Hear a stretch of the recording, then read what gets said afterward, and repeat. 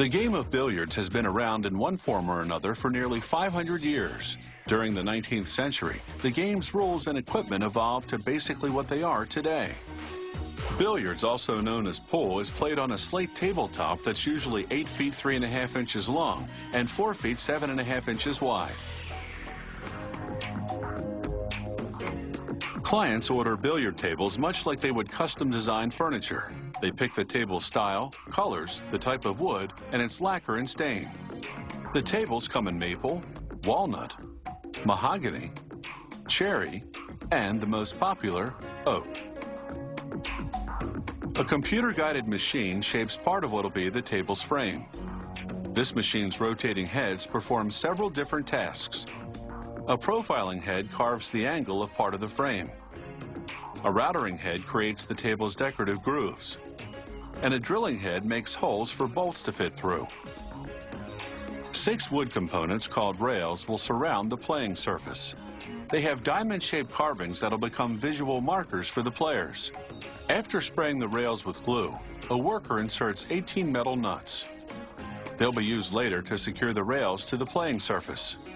He attaches rubber strips along the sticky rails, which are just over 3 feet long.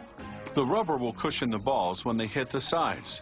The rails then pass through a press twice to ensure the rubber adheres. Next, workers move the rails along this 30-foot-long sanding machine. Rubber wheels gently grip each rail as presses rub sandpaper along the edge and top. They skip the bottom because it'll be covered. They pass the rails through this sander several times to smooth them down. To make sure everything fits, a worker pre-assembles the 4 sides and the middle section of the frame's base. He uses 20 metal bolts and 20 nuts to join them. And he inserts 8 wooden dowels in order to align the table parts correctly. He stamps numbers on the frame sections so they can be reassembled later by pairing the same numbered parts together. Next, a worker hot glues 18 1-inch long mother-of-pearl components called sights.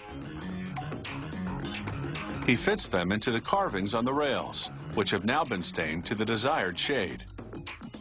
He taps them into place using a hammer and a block made of synthetic resin. This way, he won't damage the rail. A worker then lines the rubber part of the rail with cloth made of wool and nylon.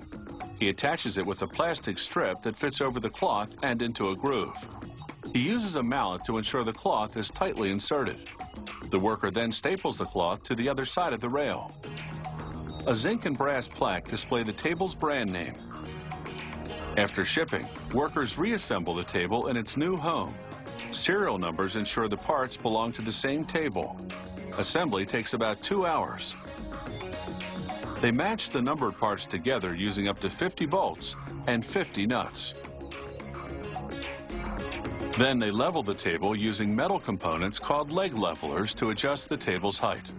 It's like sticking a matchbook under an uneven table leg. Now comes the really heavy lifting.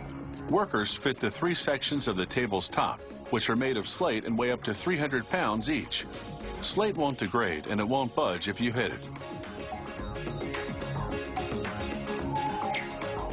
The workers use 12 screws to attach the slate sections to the frame.